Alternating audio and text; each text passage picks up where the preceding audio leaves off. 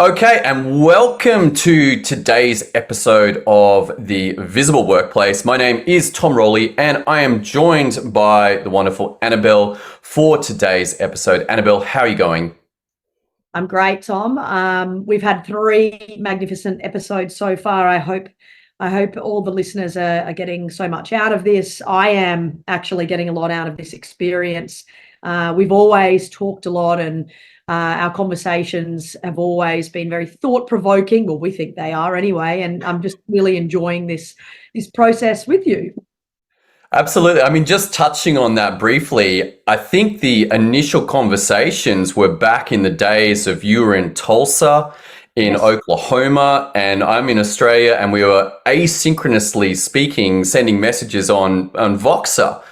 Mm. And then we had some problems on Voxer and that pivoted across to Signal, but it's been, I don't know, maybe what, 10, 12 years, something like that. When were you Well, last I in was Tulsa? in Tulsa in 2007. Okay, so we're So looking more yeah, like a lot longer. a Yeah. lot longer. Okay, Yes. yeah. Yeah. So we've been So having these conversations, and really touched on all sorts of topics. But now we find ourselves, well, I'm a psychologist. We're very different. I'm in a very different place than I was back when I was a student at Tulsa on a college golf scholarship. But, we've always just had this connection with talking things through, which I personally am very grateful for, because it's like having, a little support person in your pocket. I love that support person in your pocket. Yeah, like I mean, that's the miracle of modern technology. Truly, that being able to reach out and say, "Hey, what do you think? What's going on?" Getting a different perspective, and maybe that's the answer you're looking for. Maybe not. Maybe that's just a clue. But having the relationship when we are separated. You're now in Sydney. I'm up here in Broken Head. We're still not able to be physically located, and yet here we are discussing the visible workplace. It's pretty cool. I think it's extremely cool, and yeah, we're lucky to have this opportunity, lucky to have each other, because yeah, it's just a big part of our lives, and there's a lot of personal growth from doing something like this. So very much enjoying this journey. Looking forward to hearing all of your thoughts on negative thinking patterns, and why they creep in. What comes to mind with me and my past has been things like fear of failure, lack of clear goals or direction, feeling a lack of appreciation in a workplace. All of these things can rock someone. Or it could be personal issues that sort of flow into a workplace. We've touched on that in a previous episode. But there's a multitude of reasons why negative thinking patterns occur. And also, I suppose I'd like to, talk about, from a psychological perspective, we know that humans have an automatic negative thinking bias. So that essentially means that our positive thoughts are going to be outweighed by negative thoughts. So that's on a stress free, or sort of when there's nothing really pushing the boundaries or pushing the limits. So throw into the mix a stressful workplace, and you can imagine how there could be a loop that starts to develop with negative automatic thoughts. And obviously in psychology, there's cognitive behavioral therapy for that. But, let's, I suppose, bring it more specifically into the workplace, and, I suppose, talk in and around that, Tom. Well, I mean, so the topic for today obviously is negative thinking. And during the week between our episodes, I was actually considering, why is it valuable to have a psychologist and a doctor even talk about these problems? And what I was thinking was that psychologists are commonly dealing with problems that are occurring in the workplace. And then when they get really bad and it goes disastrously wrong, then they show up in my office. So both of us are having these experiences of people struggling with issues at work. Now, negative thinking, it's very interesting, because to me in med school, we didn't talk much about a bias towards negative thinking. That was not, at least in the curriculum when I went through.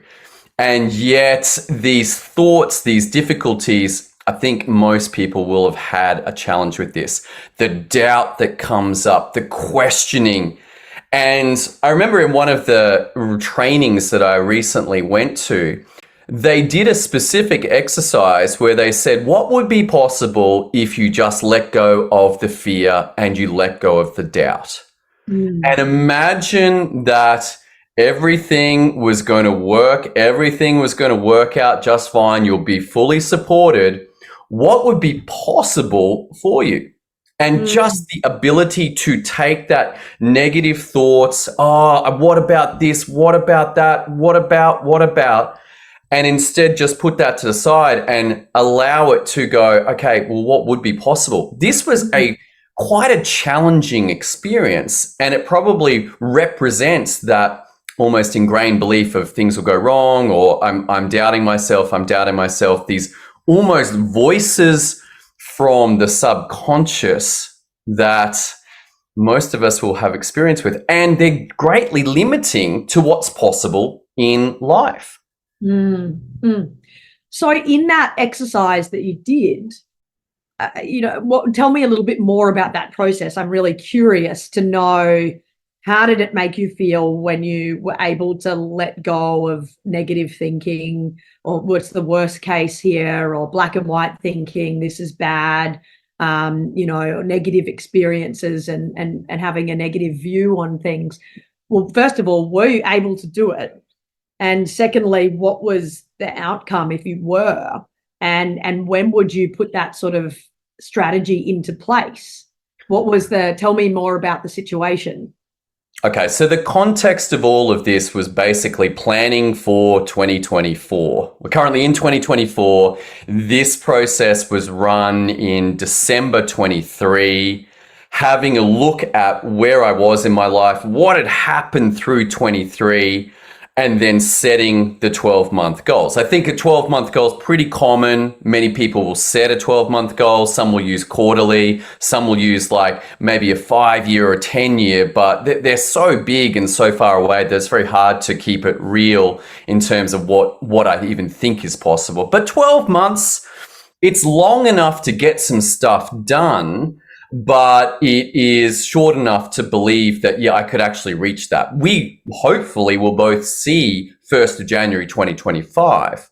And so it was an experience of saying, okay, well, where do I want to be on that day, January 2025? Now, when I first go into it, there's almost a constriction or a limitation about what I'm willing to say, hey, I want that, or I could get that, or I believe that this would be possible. And so even with the suggestion to let it go, it's still hard to let go fully and just have a perfectly plain, clear experience. But the whole thing is set up to take that opportunity, and then it's almost a meditation. It is a meditation. It's a connection to a future reality that could be, and then allowing that in, almost like I'm going to take off a filter of negative thoughts and see what's possible. And then from there go, oh, wow, okay. And ideally, it's not ridiculous like fantasy, I'm going to make $1 billion next year. I mean, that's clearly ridiculous unless you happen to be making a lot of money already. You've got teams, and it's like, okay, I made 600 million. I'm going to go for $1 billion. But for me, I didn't make that much money anywhere near that. I think I made like 75K, 100K, something like that, 75 for 2023.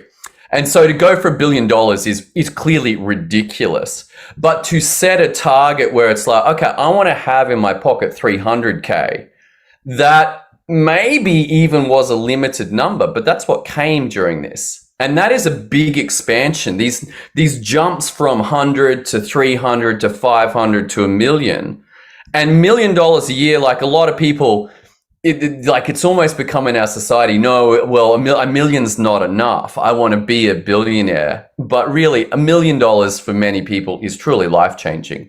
My reality at having made that much money is very different to my reality at 100. But allowing the possibility for that, like, people just don't even show up. They're like, they bought the thing, bought the experience, and then didn't come, or they bail out at day 2, and they're like, this to me is allowing those negative thoughts to come through, and they're stronger, and they allow them to get to believe them, even though they're not really essentially true. They're a possible truth, but it's only a possibility. It's not the complete truth. Another reality is possible that, hey, I could become this.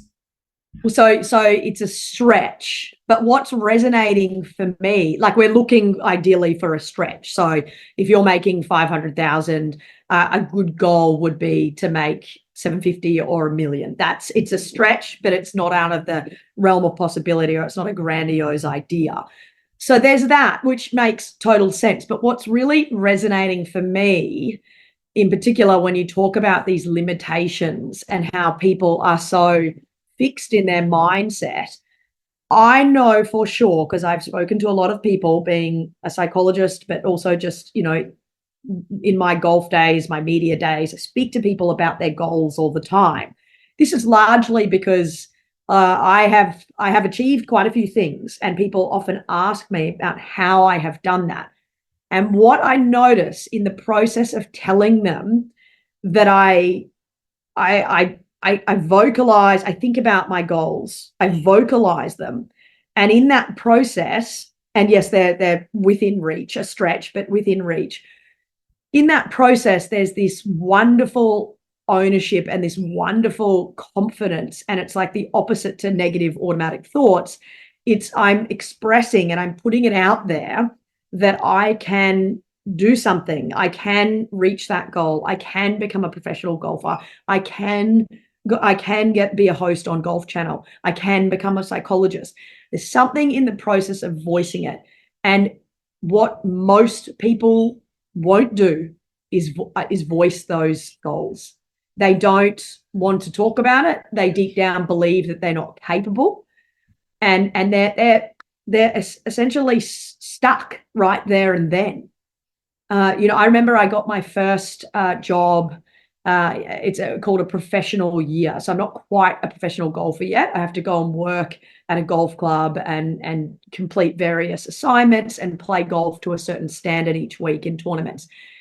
And I got this job at Royal Sydney.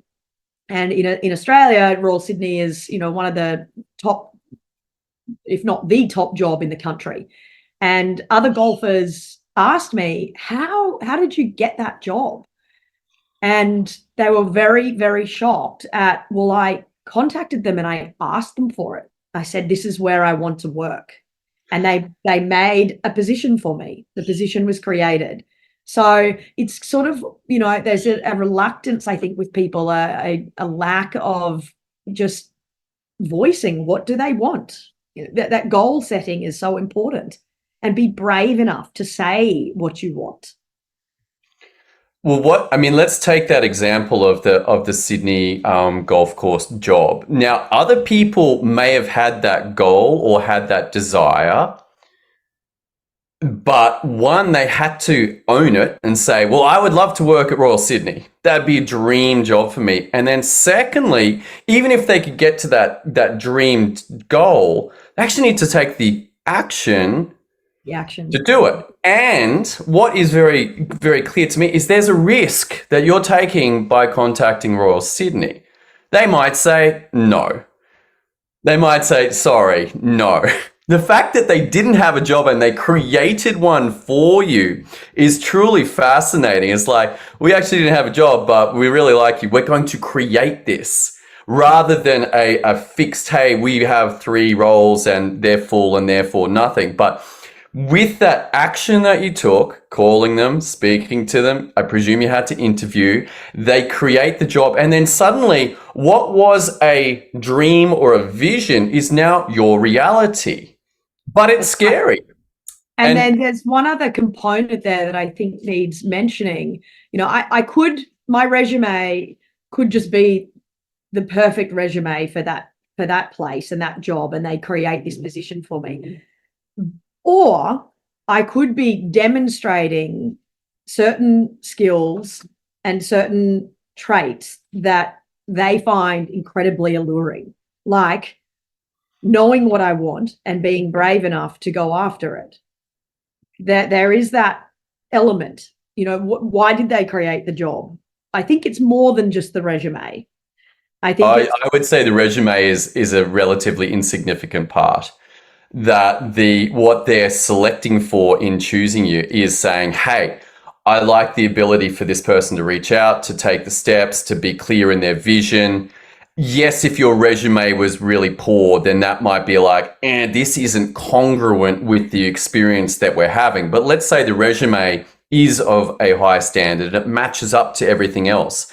They know that they can train you in whatever the experience is that you need to do in that role. But it really helps to have the belief and have the thoughts to say, you know what, I'm willing to take the actions, I'm willing to go for it. And they're like, it's an attractive quality. And then that builds for the club to know that they have attractive golf pros in terms of personality, in terms of skills, that they're like, yeah, this means we're going to have a club that's thriving. This is beneficial to our members. And so they're choosing those qualities, but it took you to say, yep, I'm going to go for this. Yeah, no, it's that initiative and then all those other things that you listed. And there's an authenticity to it as well. Being vulnerable, being authentic, putting yourself on the line, putting yourself in a position where they can say no. It's admirable. And, I think if more people just took that one little step, they would be shocked at how well they'd be received. I mean, it does appear that at least for some part of the world, like the standard for what's acceptable is dropping. Like if you can make basic steps and go, okay, this is what I want, and here's the action that takes me towards that skill set is unfortunately becoming rarer. It's like, oh my goodness, what is going on in the world?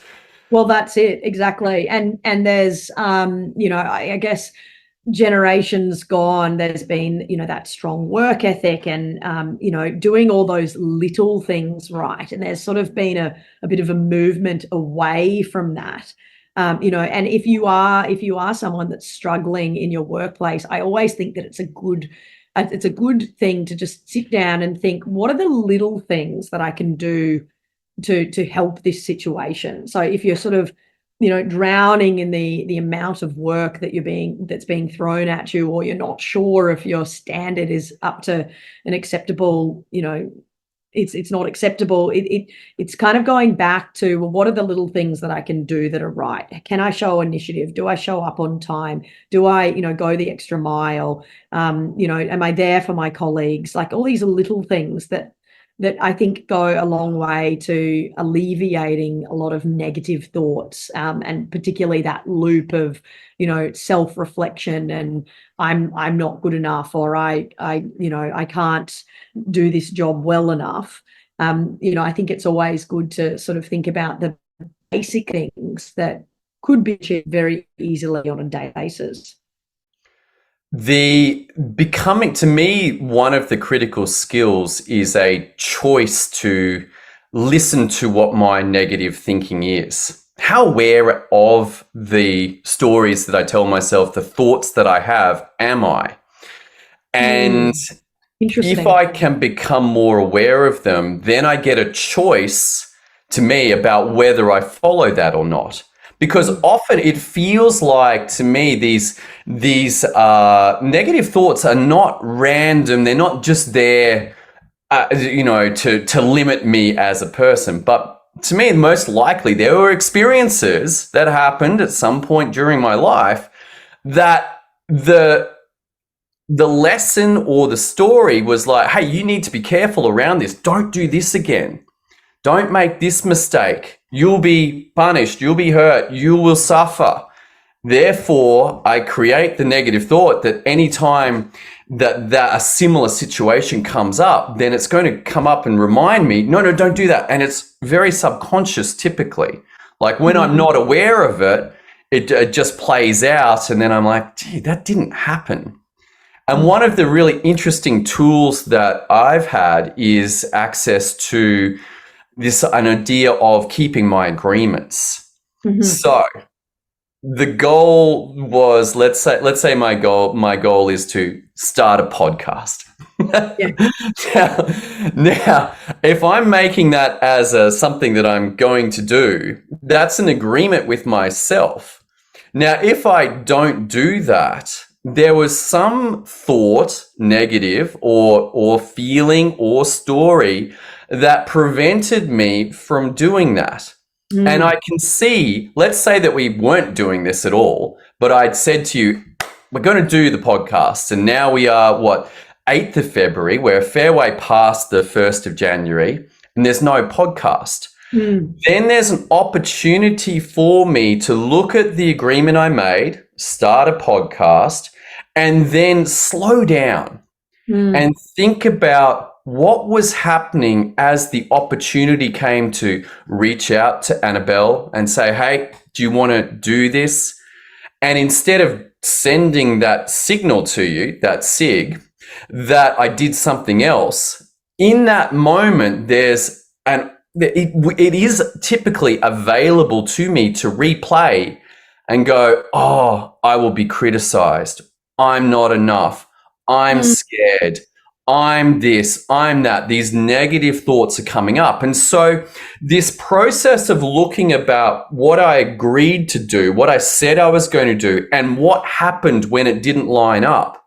If I've got some process to slow down, have a look at that story, and then a new opportunity comes, which is to create a different story. I am enough. Going back to the beginning of, what does the situation look like if you remove all the negative bias and the negative automatic? Yeah. That is the process. And then in turn, the negative thoughts will subside, and there's an opportunity there to keep yourself accountable and stick to the commitment instead of shirking your commitments and letting the negative automatic thoughts take over. I tried something that didn't work. I'm like, okay, what I'm gonna do is just make no agreements. I'm not gonna choose to do anything at all. And how did that go for you? Well, it was luxurious for the first little bit. Couple of weeks, I'm like, oh, this is great. I haven't been out of integrity with any agreements because I haven't made any. And the problem is it led to stagnation. Like basically my life didn't go anywhere. And then problems still started rising that forced agreements to be made. Difficulties came up. I'm like, I'm going to have to make a choice here and go, okay, this needs to be fixed. That sounds awfully like an agreement that I'm making. And so there was no real way out. Eventually life's entropy, life's general degradation caught up with this strategy. But I thought I was really clever there for a while. It didn't work. No, that's an interesting trial that you did though, Tom. But it's funny on that topic because recently in terms of being able to commit to your the things that you want and that accountability, because something that kind of came into my mind as we were speaking was a podcast that I listened to. It's the only one that Jeff Bezos has done. And so, Jeff obviously started Amazon, and in the podcast, he was asked, what is the quality that makes him so successful? And he said that his one superpower. He only thinks he has one superpower, and it is problem solving. So when he sits in a room with his, colleagues and the employees for his company, and there's problems, he said that when a problem's delivered to me, I can think of 100 ways to fix it, whereas the others in the room can maybe think of one. And so what stands out to me is possibly he automatically is able to drop into a place of what if there's nothing stopping us? Because to be able to have 100 ways to solve a problem, that means that you're not thinking about any of the negative outcomes. That's the only way in my mind that you can have 100 solutions to a problem. and I know that my brain certainly doesn't work like that. I kind of go to, what are all the problems? What are all the problems first, instead of how do I fix all the problems if, there's no negative thoughts happening like that. That's an interesting, I think that's very interesting what he said. And I think there's a link to this conversation. My experience of that, like, it's typically easy to get the first 1, 2, 3 solutions, maybe 4, 5, and then when I've done these experiences, there's a block, and it's like, I can't think of anything else. And the willingness to sit there and say, no, I just want one more solution. And then that in itself is a dissolving of the negative thoughts. In a way, it's like, oh, I can't think, I can't allow myself to even think of that solution because I don't have enough money, or I don't know how to do that, or I don't know, I can't. By asking that question, okay, I just want one more solution, and allowing it to come and letting go of the constraints. And being okay that, hey, there might be physical limitations or financial limitations or whatever, but at least I can get that idea down. And sometimes that'll open to the next one, or like breadcrumb down. But it's incredible how this plays out. There's a wonderful example in $100 Million Offers by Alex Hormozi. Now, Alex has dialed in the internet marketing world, but the exercise is to come up, I think it's like 100. It might be 100. It might be as many as you can. It's as many as you can in 2 minutes for uses for a brick. Testing and mind. Yeah.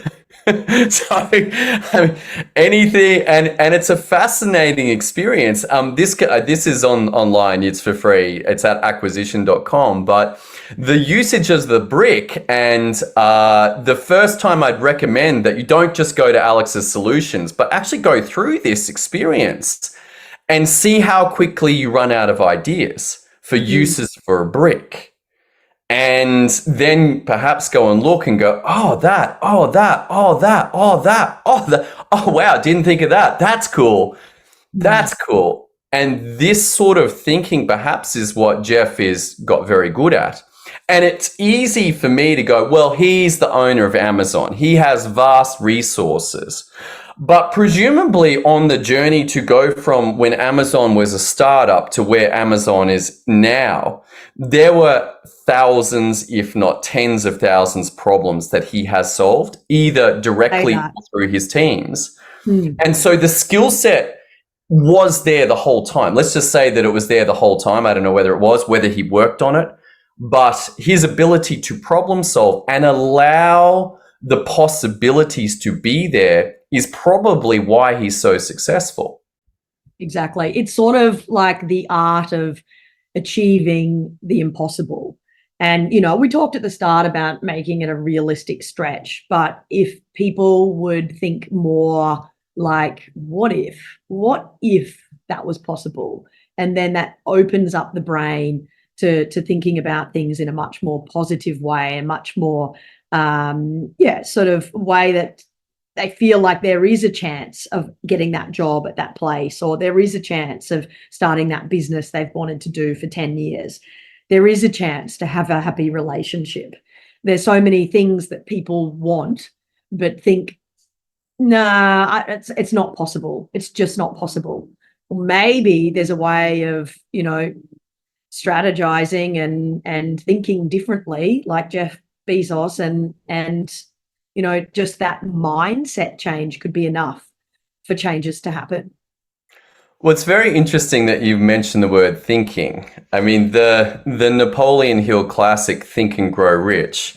I have heard discussions on this. It's not, feel your gut and grow rich, or, meditate and grow rich. It's think and grow rich. But certainly I've had some like, if I'm able to visualize what I want, and I'm able to allow myself to believe that that's possible for me, then my experience has been that the universal life will bring me opportunities to reach that. Very interesting experience. And my mindset, almost like that reticular activating system in the brain, that if I'm thinking about something, white Teslas, then I will see a whole lot of white Teslas. Now, that could be because there was a discount in New South Wales, but on my way home today, I counted 5, none of which were my wife's. Hers was the 6th one. I'm like, geez. But nonetheless, this idea that if I'm thinking about a new car, then I'll start to see it, that the reticular activating system actually brings that in. And there could be opportunity after opportunity that I cannot see because of my negative thinking. I become aware of my negative thinking, reframe it, and suddenly it's there. I'm like, was that there the whole time? And it was. It just was my perceptual beliefs didn't allow it to come through. I had this exact experience. Like, all right, I'm going to work on chin-ups. We're going to install a chin-up bar in the home gym. And then I walk past, and for whatever reason, I put my arm up, and I realized that our kitchen, which may not be the ideal place for chin-ups, but nonetheless, there is a structural piece of wood there that's exactly the right height, exactly the right shape, exactly the right finger grip for doing chin-ups. I don't know whether my wife is that excited by this development, but it was there the whole time. And I literally could have gone and bought the chin-up bar and gone, yeah, great, but it was there the whole time. So I think that when we become aware of our thoughts, that it actually changes our experience of life. And becoming aware of where I'm negative thinking and continually running those negative thoughts, that is influencing my reality, even if I'm not aware of it. Change my thinking, suddenly I see a new reality. Exactly. And that's a really, really clear explanation around why people always think things are, lining up and the universe is bringing them together, or the universe is, helping me here or there. It's actually not. It's just the thinking. And that's a really nice medical explanation of what's actually happening. And I'm big into education and understanding, rather than just thinking that the universe is, some sort of, it's more philosophical. It's actually, you and your thoughts, and those thoughts can create a different life, different decisions, different outcomes. So that's a very powerful message that you've explained really nicely. Well, one of the things that I could offer for people, if they do become aware of a negative thought and they can name it, then one possibility is to hold the opposite to that thought. Yeah. And that will cancel it out. I'm not enough. I am enough. I'm not enough. I am enough. And that even just the experience of thinking that I am enough, then hopefully on a sort of waveform concept, that the negative is being cancelled out and we're ending up at a state of more neutrality. And whether that over longer term, then you can replace that with more positive thoughts and I am enough becomes the dominant thought, I don't know. But at least in the beginning, if you become aware of a negative thought, then the good one to try out, at least, first up, is just choose the opposite. Go with the opposite. Reframing, going with, challenging that thought.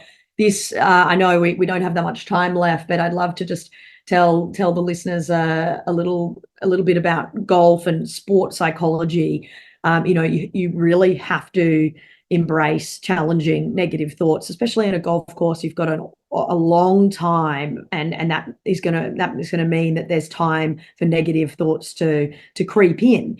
And so there's this concept of challenging them, and you could get really creative over the years as I sort of improved and almost, I suppose got better and better at challenging these negative thoughts.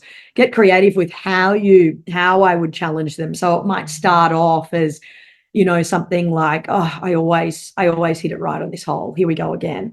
And then you challenge that by saying, today I'm going to hit a strong draw and end up on the left-hand side.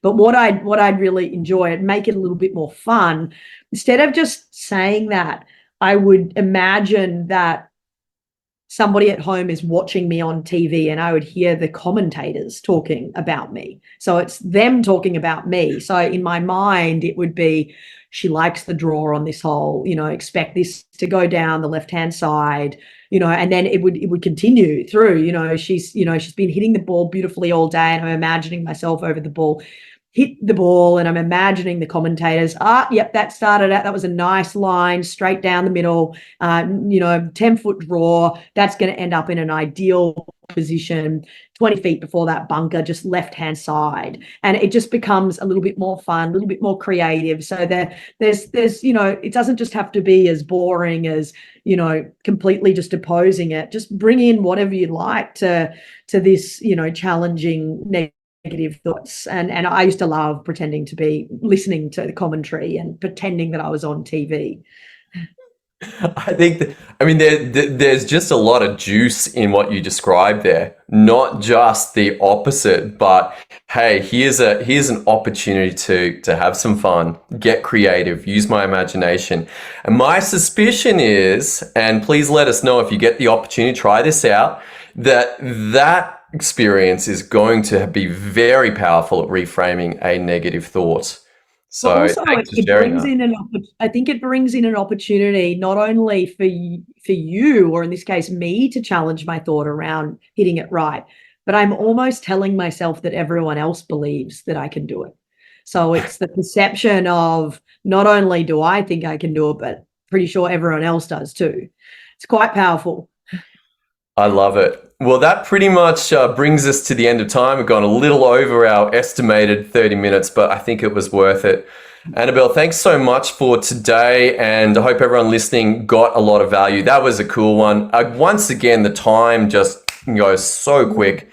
If you get some value, then please leave us a rating and share up the podcast. We're on Spotify and Apple Podcasts, and on YouTube if you want to see what we look like.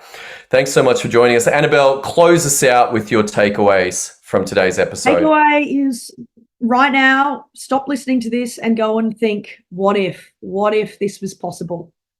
That's some homework. I love it. All right. Thanks so much for joining us. Thanks, Anna. I'll see you guys next week. Catch you then. Bye.